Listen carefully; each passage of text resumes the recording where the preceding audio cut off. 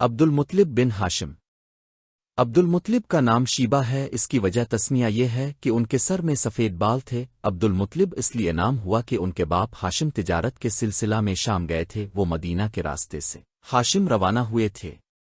مدینہ پہنچ کر وہ عمرو بن زید بن لبید الخزرجی کے پاس فروکش ہوئے، ان کی نظر سلمہ بنت عمرو پر پڑی اور وہ اس پر فریفتہ ہو گئے، اور اس کے باپ عمرو سے انہوں نے درخواست کی کہ اس کی شادی میرے ساتھ کر دو۔ اس نے نکاح کر دیا، مگر یہ شرط کی کہ اس کے ہاں ولادت اس کے میکے میں ہوگی۔ ہاشم بغیر اس سے مباشرت کے اپنے کام پر واپس چلے گئے۔ شام سے واپسی میں وہ اپنی بیوی سے اس کے میکے میں یثرب میں ہم بستر ہوئے۔ وہ حاملہ ہوئی، ہاشم اسے اپنے ہمراہ مکہ لے آئے، مگر جب وضع حمل کا زمانہ قریب آیا انہوں نے اپنی بیوی کو اس کے میکے بھیج دیا اور خود شام چلے گئے، اور وہیں غزہ میں ان کا انتقال ہو گیا۔ ان کے مرنے کے بعد ان کی بیوی سلمہ کے ہاں عبدالمطلب پیدا ہوئے۔ یہ 7-8 سال تک یثرب ہی میں نشو و نما پاتے رہے۔ ایک مرتبہ بنو الحارث بن عبد منع کا ایک شخص مدینہ آیا، یہاں اسے چند لڑکے تیر اندازی کرتے ہوئے ملے۔ شیبہ جب نشانے پر تیر مارتے تھے وہ فخر سے کہتے تھے، میں ہاشم کا بیٹا ہوں، میں بتھا کے رئیس کا بیٹا ہوں۔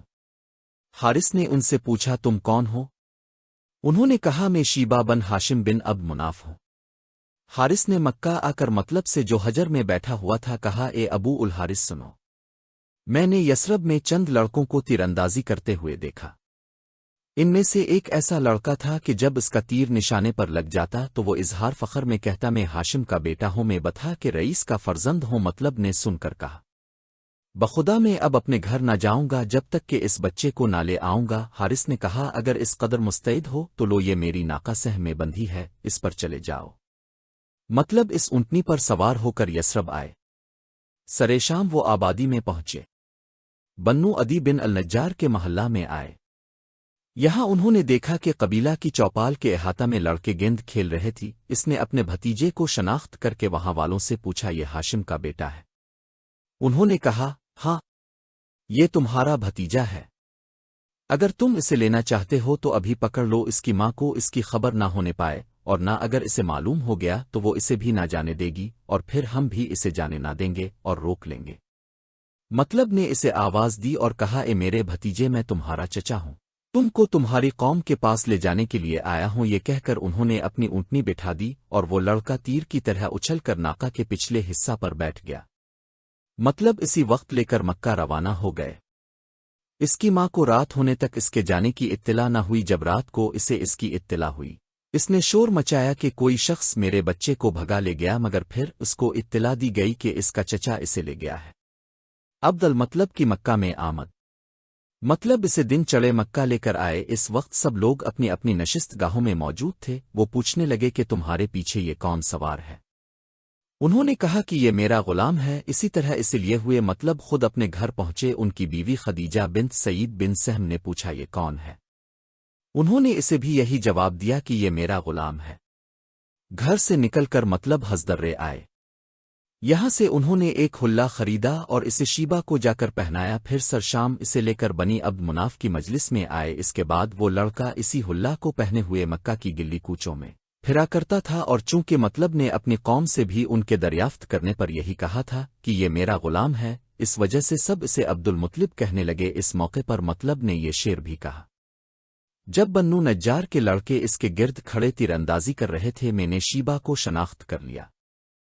اسی واقعہ کے متعلق یہ روایت بھی ہے کہ ہاشم بن عبد مناف نے بنو عدی بن النجار کی ایک شریف زادی سے، جس کی اپنے منگیتروں سے یہ شرط تھی کہ وہ اپنے میکے ہی میں رہے گی، شادی کی، اور اس کے بطن سے شبیع الحمد ہاشم کا لڑکا پیدا ہوا۔ اس کی اپنے ننیال میں عزت و محبت سے پرورش ہوئی۔ ایک مرتبہ یہ انصار کے نوجوانوں کے ساتھ تیر اندازی کی مشق کر رہا تھا۔ جب اس کا تیر نشانے پر لگ جاتا تو وہ اظہار فخر میں کہتا، میں ہاشم کا بیٹا ہوں۔ ایک راہگیر نے اس کی یہ بات سن پائی۔ اس نے مکہ آ کر اس کے چچا مطلب بن عبد مناف سے کہا کہ میں مدینہ بنو قیلہ کے احاطہ سے گزر رہا تھا، میں نے وہاں اس شکل و صورت کا ایک نو عمر لڑکا دیکھا جو دوسرے اپنے ہم عمروں سے نشانہ بازی کر رہا تھا، اور وہ اپنے کو تمہارے بھائی کا بیٹا کہتا تھا۔ تمہارے لیے یہ بات زیبا نہیں کہ تم اس جیسے لڑکے کو اس غربت میں رہنے دو۔ عبد المطلب کی وجہ تسمیہ۔ مطلب مکہ سے چل کر مدینہ آئے۔ انہوں نے اپنی سواری پر سارے شہر کا چکر لگایا، تب کسی نے ان کو شیبہ کی ماں کا پتہ بتایا۔ मतलब نے جب تک شیبہ کے لیے اجازت نہ لے لی اس کی ماں کا پیچھا نہ چھوڑا اس کی اجازت سے پھر وہ اسے لے کر مکہ روانہ ہوئے۔ چونکہ مطلب نے اسے اپنے پیچھے بٹھا رکھا تھا اس لیے ان کا جو ملاقاتی راستے میں ان کو ملا اور اس نے اس لڑکے کو پوچھا کہ یہ کون ہے، مطلب نے کہہ دیا کہ یہ میرا غلام ہے، اس لیے شیبہ کا نام عبد المطلب ہو گیا۔